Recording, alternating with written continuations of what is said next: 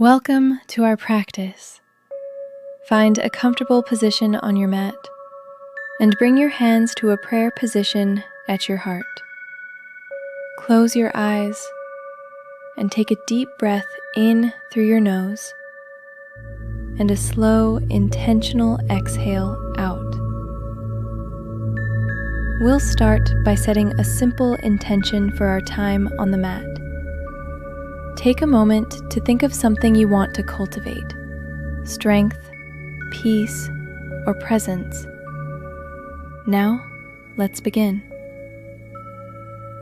Gently come to a seated position and find your way into boat pose or navasana. Lift your feet off the ground, keeping your shins parallel to the floor or extending your legs straight for a deeper challenge.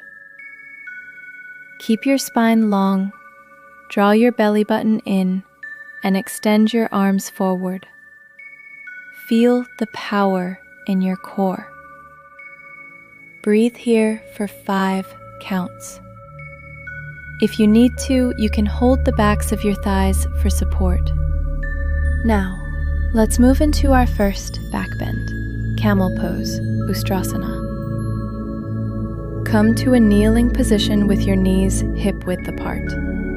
Place your hands on your lower back for support, and as you inhale, lift your chest toward the sky. Gaze up or gently drop your head back, only if it feels comfortable. You can keep your hands on your back or reach for your heels. This pose opens the heart and stretches the front of your body. Hold for 3 deep breaths. Release slowly and gently. Come back to a seated position. Bring your hands to a prayer at your heart once more. Take a moment to feel the shift in your body after that deep back bend. Notice your breath and the sensations you feel. This is a moment of stillness before we continue our flow. Now, for a deep hip opener, move into Garland pose or malasana. Come into a low squat with your feet slightly wider than your hips. Turn your toes out and your heels in. Bring your hands to a prayer position and use your elbows to press your inner thighs open gently.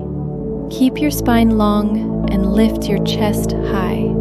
If your heels don't touch the ground, you can place a rolled up blanket or towel underneath them for support. Transitioning to a deeper stretch, let's try lizard pose, Uttanapristhasana. From a low lunge, bring your hands to the inside of your front foot. You can stay here with your hands on the ground or, if you have space, lower down onto your forearms. This pose targets the hips and groin, so go slowly and breathe into any tension you feel. We'll hold this for several breaths before switching sides. Coming into our final deep hip opener, we'll try one-legged king pigeon pose or Ekapada Rajakapotasana. Bring your front knee forward and the other leg back. Make sure your hips are squared to the front of your mat. You can stay upright, or if it feels good, walk your hands back and gently lift your chest for a back bend. This is a powerful pose, so listen to your body and honor where you are today.